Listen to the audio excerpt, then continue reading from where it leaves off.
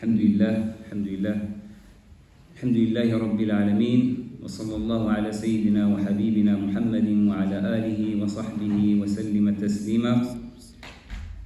Chers frères, chères sœurs, heureux de vous accueillir dans la mosquée en ce mois béni où le mois de Ramadan est en train de partir.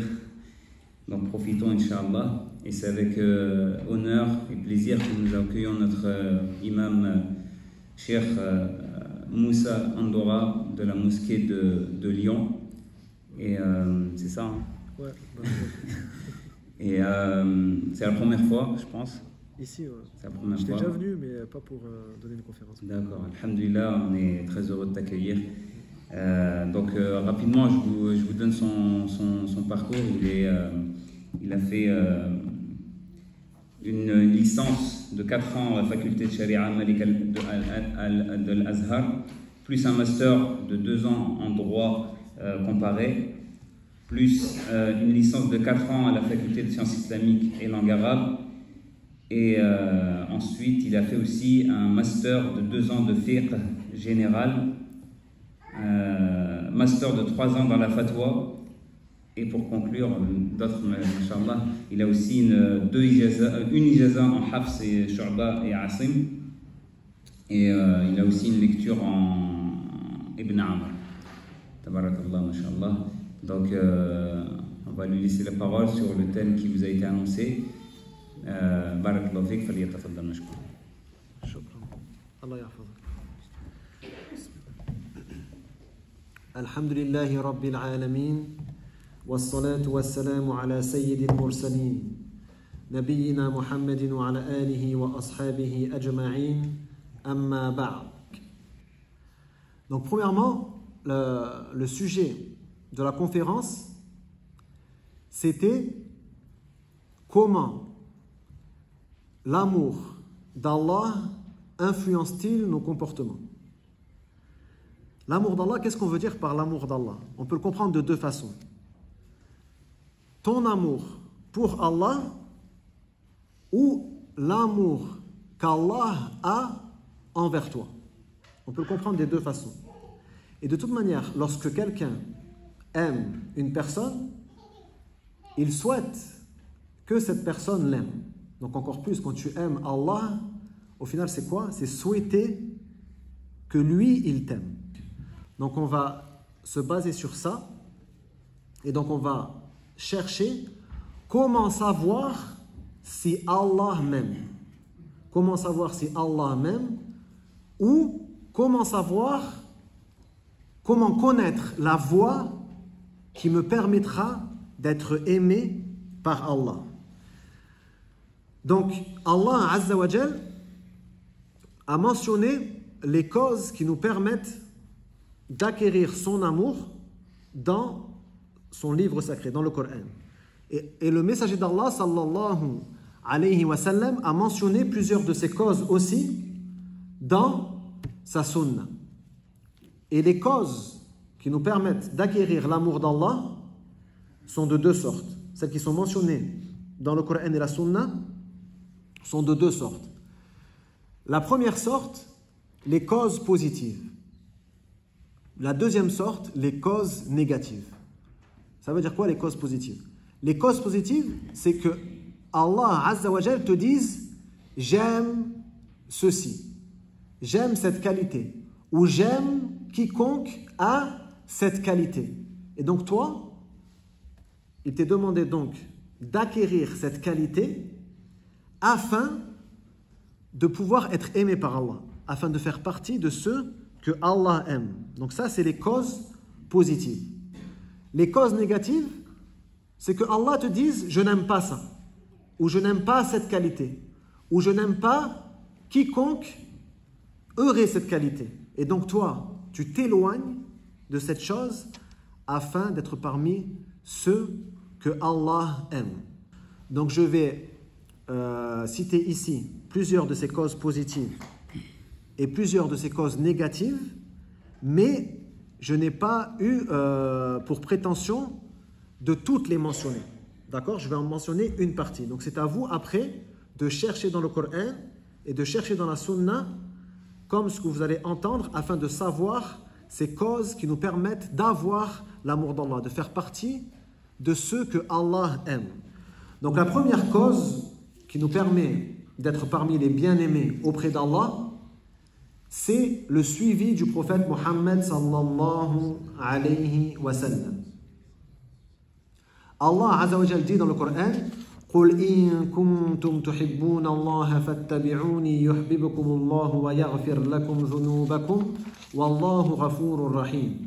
Dis, si vous aimez Allah, suivez-moi. Donc c'est le messager d'Allah. Dis ô Muhammad, si vous aimez Allah, suivez-moi. Alors Allah vous aimera et vous pardonnera vos péchés. Allah est pardonneur et miséricordieux.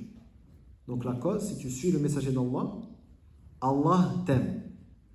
Que signifie suivre le messager d'Allah sallallahu alayhi wa sallam? Premièrement, croire en tout ce qui nous informe, que ce soit parmi les récits des communautés qui nous ont précédés ou parmi les prophéties du futur.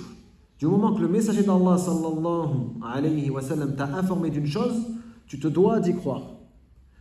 Deuxième chose, lorsqu'il t'ordonne, tu fais. Lorsqu'il t'interdit, tu arrêtes.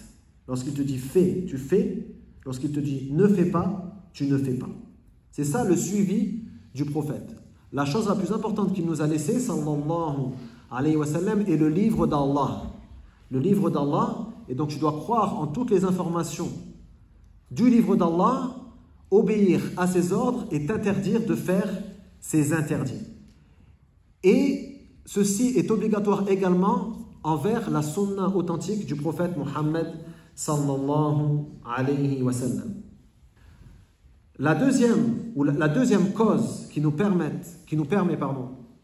d'obtenir l'amour d'Allah Azza wa Jal, al-ihsan. Al-ihsan, qu'on peut traduire par l'excellence. Al-ihsan a été cité dans plusieurs versets du Coran. Parmi ces versets-là, la parole d'Allah: dépensez dans le sentier d'Allah et ne vous jetez pas par vos propres mains dans la destruction.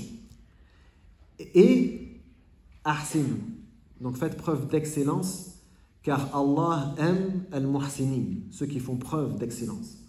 Allah dit également: hâtez-vous vers un pardon de votre Seigneur et un paradis large comme les cieux et la terre, préparés pour les pieux. Ceux qui dépensent dans l'aisance comme dans l'adversité, qui dominent leur colère et qui pardonnent aux gens, et Allah aime al-muhsinin, ceux qui font preuve d'ihsan, ceux qui font preuve d'excellence. Allah dit également: mais à cause de leur rupture du pacte, nous les avons maudits et avons endurci leur cœur. Ils détournent les paroles de leur sens et oublient une partie de ce qui leur a été rappelé. Les gens du livre qui déformaient la parole d'Allah. Tu ne cesseras de découvrir leur trahison, sauf un petit nombre d'entre eux. Et là, donc, Allah, il leur donne, il dit: pardonne-leur donc et passe outre. Pardonne-leur donc et passe outre. Certes, Allah aime al-muhsinin, les bienfaisants. Certes, Allah aime al-muhsinin. Ça, il faut savoir, c'est juste pour faire une parenthèse, Al-Jama'a, Daesh, etc., ceux qui suivent les idées terroristes, parlent toujours le verset Ayat al-Sayf. Ils vont vous dire le verset du sabre qui a été descendu, qui oblige de faire la guerre à tous les non-musulmans, etc. Cette idée qu'ils ont. Il faut savoir que ce verset-là, selon le consensus de tous les érudits, le verset que je viens de citer, il a été révélé après Ayat al-Sayf. Ayat al-Sayf, elle désignait les polythéistes qui avaient rompu le pacte de Al-Hudaybiyah. Et donc, Allah a ordonné de répondre à leur trahison par le combat, d'accord? Ce verset t'ordonne de pardonner et de passer outre. Il a été révélé après, selon le consensus des érudits, Surat al-Ma'idah a été révélée après Surat al-Tawbah. Donc ça montre bien que l'idée terroriste sur ce qui s'appelle Ayat al-Sayf, ce qu'on appelle Ayat al-Sayf, elle est contredite par ce verset. C'est juste pour faire une petite parenthèse parce que je trouvais ça important. Donc, qu'est-ce que c'est al-ihsan? Al-ihsan, dans la langue arabe, c'est l'opposé de ce qu'on appelle al-isa'a. Donc, l'isa, c'est faire le mal. Donc, on peut traduire, comme je vous ai dit, par l'excellence. Le fait de faire une bonne action de manière excellente. Faire quelque chose de bien de manière excellente. Comme le messager d'Allah sallallahu alayhi wa sallam l'a utilisé dans un hadith, Inna Allah kataba al-ihsana ala kulli shay. Allah a prescrit al-ihsan, l'excellence, dans toute chose.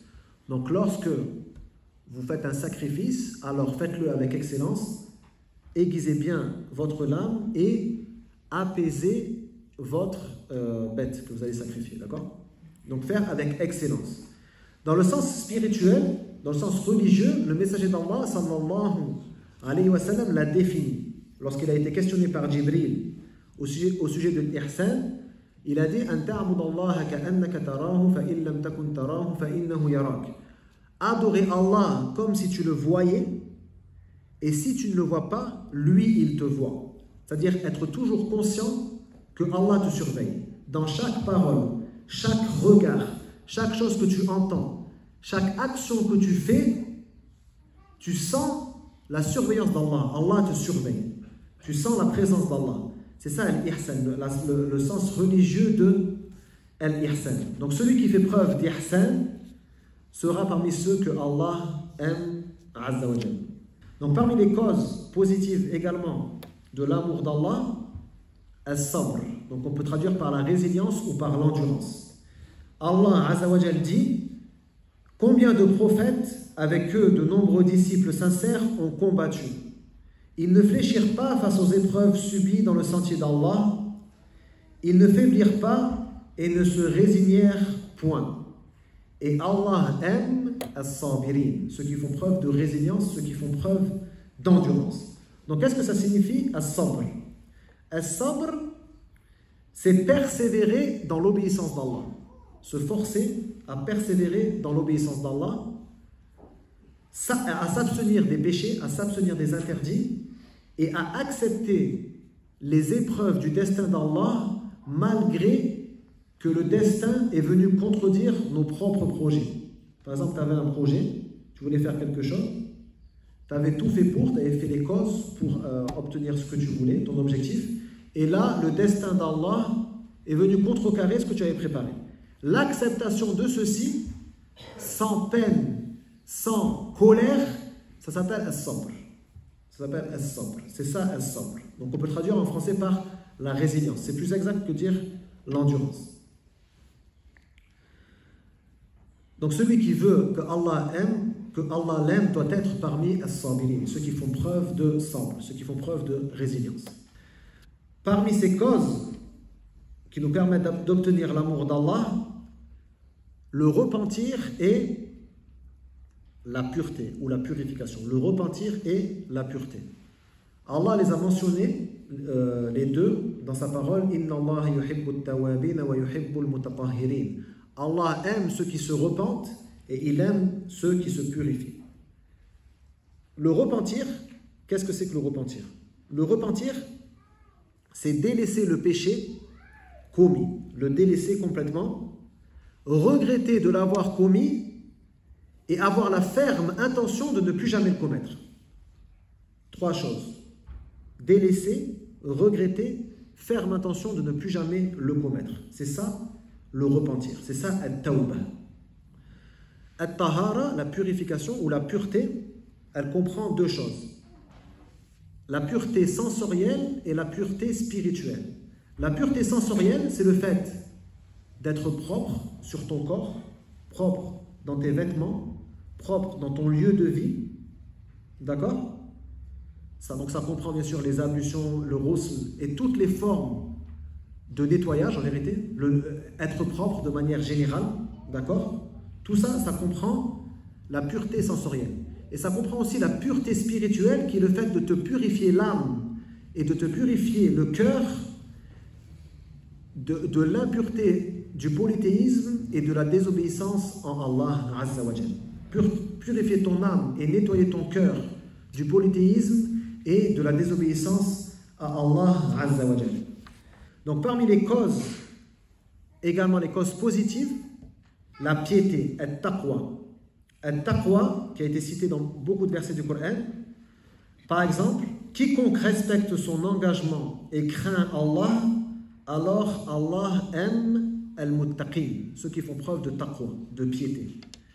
Allah dit également, comment les polythéistes pourraient-ils avoir un pacte avec Allah et avec son messager, sauf ceux avec qui vous avez conclu un pacte auprès de la Mecque sacrée, tant qu'ils respecteront envers vous leur engagement, respectez le vôtre envers eux.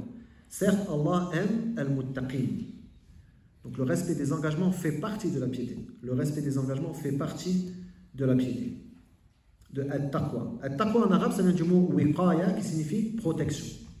Wiqaya, ce qui signifie protection, ça veut dire mettre entre toi et le châtiment d'Allah une protection.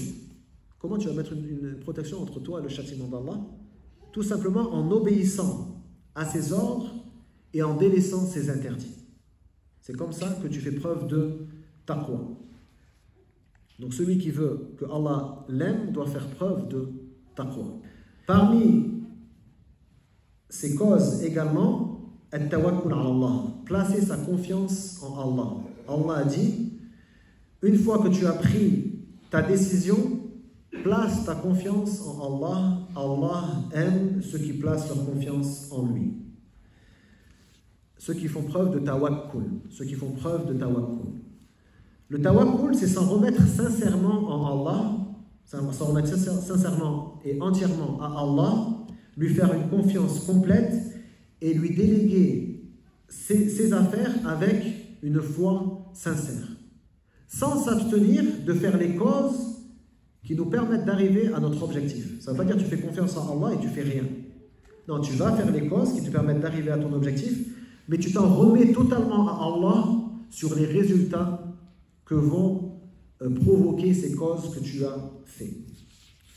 Donc il faut faire preuve de tawakkul pour être parmi ceux que Allah aime.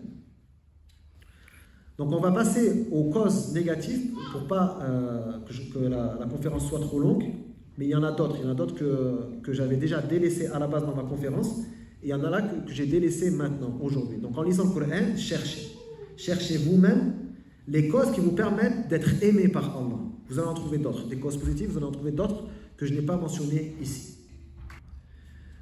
Donc, parmi ces causes négatives, l'agression et la transgression.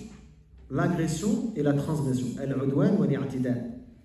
Allah nous dit, combattez dans le sentier d'Allah ceux qui vous combattent, mais ne transgressez pas les limites. Certes, Allah n'aime pas les transgresseurs. Al-mu'tadin. N'aime pas al-mu'tadin. Allah dit également, invoquez votre Seigneur humblement et en secret. Certes, il n'aime pas les transgresseurs, al-mu'tadin. Comment on peut faire preuve de transgression dans le dua? Allah il t'ordonne de faire des invocations, il dit, ne transgresse pas. Comment tu vas faire preuve de transgression en faisant des dua? C'est quoi la transgression dans la dua? Il y en a plusieurs, il y a plusieurs catégories de transgression dans la dua. Par exemple, le fait de demander une chose impossible rationnellement ou impossible naturellement. Rationnellement, par exemple, tu demandes à Allah, fais que par exemple je sais pas comment on appelle ça, ce support, voilà, fais que ce support soit présent et absent sur cette table en même temps. Astaghfirullah, tu vois, tu demandes un truc qui est impossible rationnellement. Ça, c'est i'tida fi ad-du'a, transgression dans l'invocation. Ce qui est impossible naturellement, à la base, c'est que tu n'as pas à le demander non plus. Comme le fait de demander, oh Allah, fais-moi pousser des ailes afin que je puisse voler jusqu'à Mecque. Tu vois, à la base, tu n'as pas à demander ces choses-là. Sauf si vraiment tu es dans un cas de nécessité. Par exemple, quelqu'un qui est emprisonné, enfermé, aucun moyen de sortir, il sait qu'il va mourir de faim ou de soif, il n'a aucun espoir, il demande que la porte s'ouvre par miracle. Il demande que la porte s'ouvre par miracle. Dans ce cas-là, ça ne va pas être une transgression. En dehors de ces cas de nécessité, tu ne demandes pas une chose qui est impossible naturellement. Donc Allah a interdit la transgression. Et donc celui qui fait preuve de transgression n'est pas aimé par Allah. Donc celui qui souhaite être aimé par Allah doit absolument s'éloigner de toute transgression. Vous allez en voir plusieurs autres catégories dans le Coran de transgression. Je n'ai cité que 2 versets, mais il y en a beaucoup d'autres. Donc parmi ces causes négatives, donc qu'il faut délaisser pour être aimé par Allah, la corruption. Allah nous dit, donc en s'adressant dans la partie qui parle de Qarun, à la fin de Surat Al-Qasas, recherche à travers ce que Allah t'a donné la demeure dernière. Mais n'oublie pas ta part dans ce bas monde, sois bienfaisant comme Allah l'a été envers toi, et ne cherche pas à semer la corruption sur terre, al-fasad. Car Allah n'aime pas les corrupteurs, al-mufsidin. Allah n'aime pas les corrupteurs. Le mot utilisé en arabe, la base du mot utilisé en arabe, pour désigner la corruption, fasada, al-fasad, a été utilisé sous différentes formes, sous différentes conjugaisons et différentes formes nominales, 50 fois dans le Coran. 50 fois dans le Coran. La plupart des fois où elle est utilisée, la grande majorité, elle parle de la corruption qui va se refléter sur la société. Pas la corruption qui se reflète sur l'individu. Pourquoi? Parce que la corruption qui se reflète sur la société est bien plus néfaste que la corruption de l'individu sur lui-même. Par exemple, quelqu'un qui fume de la drogue, il se fait du mal qu'à lui-même. Pour quelqu'un qui vend de la drogue, vous voyez la différence? Quelqu'un qui vend de la drogue, rien à voir. Là, il va être néfaste pour toute la société. Donc c'est pour ça, Allah il nous attire surtout l'attention sur la corruption de la société, plus que sur la corruption de l'individu lui-même. Donc parmi ces causes négatives qu'il faut délaisser pour être parmi les bien-aimés d'Allah, al-dhulm, l'injustice. On traduit ça en français par l'injustice. En vérité, ça veut dire quoi? Al-dhulm, dans la langue arabe, ça veut dire wad'u shay'i fi ghayri mawdi'i. Donc mettre une chose hors de sa place. Mettre une chose à un endroit qui n'est pas sa place. Par exemple, dire une parole au mauvais moment, c'est du dhulm. Dire une parole au mauvais moment, c'est du dhulm. Faire une action à un moment où cette action n'est pas attendue, c'est du dhulm. D'accord? Et dans un sens plus général, on le définit aussi par tasarruf fi milki ghayrik. Le fait que tu t'appropries la propriété d'autrui. Ou que tu utilises plutôt la propriété d'autrui, même si tu ne l'as pas approprié, mais tu l'as utilisé sans permission. Tu as utilisé, même si tu ne l'as pas approprié, tu as utilisé la propriété d'autrui sans permission. C'est aussi un zulm. Ça rentre dans la généralité du zulm. Donc parmi ces causes négatives, l'orgueil. Allah Azza wa Jal dit: il ne fait aucun doute qu'Allah sait ce qu'il cache et ce qu'il divulgue. Certes, il n'aime pas al-mustakbirin, donc il n'aime pas les orgueilleux, ceux qui font preuve de kibr, d'orgueil. Le messager d'Allah sallallahu alayhi wa sallam a défini al-kibr. Il a dit al-kibr batarul haqqi wa ghamtun nas. Donc l'orgueil consiste à rejeter la vérité, même si la vérité t'est parue clairement. Avec les arguments, tu vas la rejeter quand même. Ça, c'est du kibr, c'est de l'orgueil. On consiste à rejeter la vérité et à mépriser les gens. Le fait de se considérer meilleur que les gens, mieux que les gens, considérer les autres gens moins bien que soi, c'est du kibr. Et le messager d'Allah sallallahu alayhi wa sallam a dit: La yadkhulul jannata man fi qalbihi mithqalu dharratin min kibr. Celui qui a le poids d'un atome d'orgueil dans son cœur ne rentrera pas au paradis. C'est un grand péché. C'est un des pires péchés, al-kibr. C'est un péché du cœur. Et c'est le péché qu'a fait Iblis, le diable. C'est le péché du diable lorsqu'il a dit: Ana khayrun minhu, je suis meilleur que lui, je suis meilleur que Adam. Ana khayrun minhu, khalaqatani min nari wa khalaqatahu min tin. Tu m'as créé de feu et tu l'as créé d'argile. Pour lui, dans sa tête, l'argile c'est moins bien que le feu. Il n'y a pas vraiment de raison claire, mais pour lui, il voyait ça. Il voyait que l'argile c'était moins bien que le feu. Donc il s'est enflé d'orgueil, il a refusé d'obéir à Allah et donc de le saluer en se prosternant devant lui. Parmi ces causes négatives, l'expression du mal dans la parole, des mauvaises paroles. Exprimer des mauvaises paroles. Exprimer des mauvaises paroles. Et donc ça, Allah Azza wa Jalla l'a mentionné dans sa parole. Allah n'aime pas que l'on exprime du mal dans la parole, sauf lorsqu'on est victime d'une injustice. Sauf lorsqu'on est victime d'une injustice. Donc, la généralité de ce qui est des mauvaises paroles, ça comprend les insultes, et ça comprend toutes mauvaises paroles comme le mensonge, le faux témoignage, toutes mauvaises paroles que tu peux prononcer. Et donc là, Allah Azza wa Jalla, il a fait une exception. Il a dit « Illa min zulim », sauf en cas d'injustice. Donc en cas d'injustice, par exemple, si quelqu'un t'insulte et que tu lui réponds par son insulte, sans rajouter, dans ce cas-là, ça ne rentre pas dans l'interdiction. Parce que tu as répondu à l'injustice par la même chose. C'est comme si tu avais fait le talim, si tu veux, mais par la parole. De la même façon, quelqu'un t'a pris ton droit, tu vas te plaindre à un juge pour récupérer ton droit. Donc tu vas faire de la médisance, d'accord? Tu vas dire, ouais, un tel, il m'a fait ça, ça, ça. Ça, c'est autorisé, parce qu'on a été injuste envers toi. Sauf que le cas de lorsque on t'a insulté, pendant le Ramadan, il n'est pas autorisé. Il ne fait pas partie de cette exception pendant le Ramadan. Parce que le messager d'Allah, sallallahu alayhi wa sallam, a dit, si, lorsque l'un d'entre vous est en train de jeûner, et qu'il se fait insulter ou combattre, alors qu'ils disent, inni mru'un sa'im, je suis en train de jeûner, je suis quelqu'un en train de jeûner.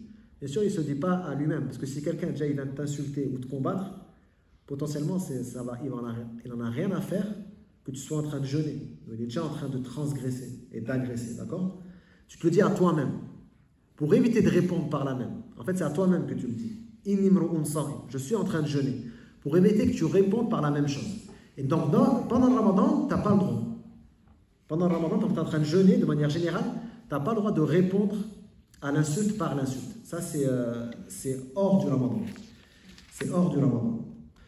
Donc, parmi ces causes négatives également, al-israf, le gaspillage. Allah Azza wa Jalla nous dit, mangez et buvez, mais ne soyez pas excessifs, car Allah n'aime pas al-musrifin, les gaspilleurs. Et beaucoup de gens pensent ou traduisent de la même façon al-israf et al-tabdhir par le gaspillage. Mais en vérité, il y a une différence entre les deux. Al-israf, ça consiste à dépenser ou utiliser quelque chose en quantité excessive, mais dans un domaine légitime. Alors que al-tabdhir, c'est le fait de dépenser ses biens dans ce qui est interdit ou inutile. Donc par exemple, si tu fais les ablutions et que tu utilises plus d'eau que ce qui est légitime, on appelle ça israf. C'est un gaspillage. C'est haram, hein? Mais on appelle ça israf. D'accord? Tu as utilisé de l'eau plus que tu en as besoin, plus que ce qui est légitime. Ça s'appelle israf. Alors que le tabdhir, c'est quand tu vas dépenser par exemple ton argent dans ce qui est haram ou dans ce qui est inutile. Une chose que tu n'as pas besoin. Tu vas acheter une chose, tu n'en as pas besoin. Tu as 5 voitures, tu vas en acheter une 6e. Pourquoi? Tu vois? Alors que tu vis seul, par exemple. Tu vois, pourquoi tu vas acheter une 5e voiture, tu en as déjà 4 ou une 6e, tu en as déjà 5. Vous voyez ce que je veux dire? Bon, déjà, quand tu es arrivé là, tu as fait du tabdhir. Mais ça, les deux sont haram, d'accord? Les deux sont haram. Et donc, celui qui veut que Allah l'aime doit s'éloigner de ces causes négatives de l'amour d'Allah. Et il y en a d'autres, hein, je ne les ai pas toutes citées, c'est pareil. C'est comme les causes positives, cherchez, vous allez en trouver d'autres dans le Coran et vous allez en trouver aussi dans la Sunna. Donc parmi ces causes négatives également, et j'en ai cité aucune, qui sont dans le Coran et dans la Sunna, lorsque Allah nous dit qu'il déteste ça. Il ne dit pas je n'aime pas, il dit je déteste. Ou il dit je n'aime pas un tel, ou celui qui a telle qualité. D'accord? Que ce soit dans le Coran et la Sunna. En trouvant ça, en réunissant toutes ces causes, vous saurez comment arriver à l'amour d'Allah Azza wa Jalla. Donc, faut faire un inventaire, en fait, tu fais un inventaire précis, ce qu'Allah aime, ce qu'il n'aime pas, ce qu'il déteste. En faisant cet inventaire, tu sauras, Inch'Allah, comment pouvoir acquérir l'amour d'Allah. Je crois qu'on a tous pour but, du moment qu'on est là, réunis aujourd'hui, on a tous pour but, Inch'Allah, d'acquérir l'amour d'Allah. Il n'y a aucun d'entre nous qui ne veut pas être aimé par Allah Azza wa Jalla. Je vais finir par deux hadiths. Donc le premier hadith, c'est ce que rapporte l'imam al-Bukhari, d'après Abu Huraira, le messager d'Allah sallallahu alayhi wa sallam a dit, Allah a dit. Donc c'est le messager d'Allah sallallahu alayhi wa sallam, c'est un hadith qudsi. Il nous dit une parole d'Allah qui n'est pas dans le Coran, d'accord? Allah a dit, quiconque s'en prend à l'un de mes alliés, je lui déclare la guerre. Mon serviteur ne cesse de se rapprocher de moi, mon serviteur ne se rapproche de moi par rien de plus aimé que ce que je lui ai prescrit. Les prescriptions, les obligations.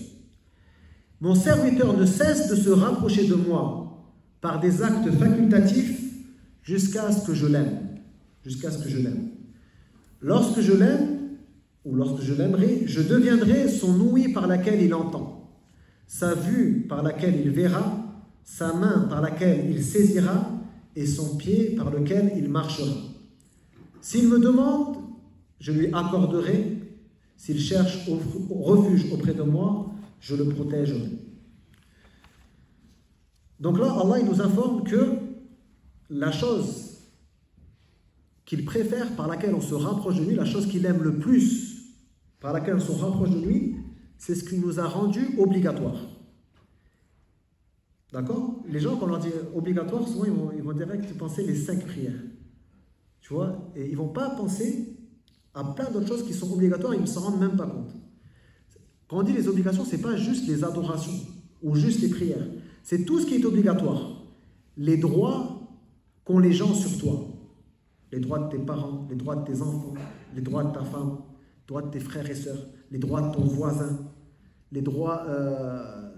tout simplement la personne qui passe dans la rue, le fait que tu ne jettes pas quelque chose qui va nuire à la personne qui passe après toi. Tout ça, ça rentre dans l'obligatoire. Ce qu'Allah t'a prescrit. D'accord? Ce n'est pas juste les 5 prières. Parce que beaucoup de gens, ils comprennent le hadith comme ça. Ils dire, ouais, si tu fais 5 prières, c'est ce qu'Allah préfère. Non, c'est tout ce qui est obligatoire. Tout ce que si tu le délaisses, c'est un péché. Tout ce que si tu le délaisses, c'est un péché. Ensuite, Allah nous informe que son serviteur ne cesse de se rapprocher de lui par des œuvres facultatives jusqu'à ce qu'il l'aime. Et c'est pareil, les œuvres facultatives, c'est pas que nawafil as-salat, c'est pas que les prières que tu fais en plus avant le zuhr et après le zuhr comme on a fait là. Non, c'est de manière générale tout ce qui est facultatif. Donc toute chose qui n'est pas obligatoire, que tu fais comme bien, comme chose que Allah demande, mais que tu le fais de manière facultative, comme par exemple nourrir les jeûneurs pour la rupture du jeûne, par exemple. Ça, c'est un exemple, tu vois. N'importe quoi qui est facultatif. Si tu fais ceci, plus tu feras ceci, plus Allah t'aimera.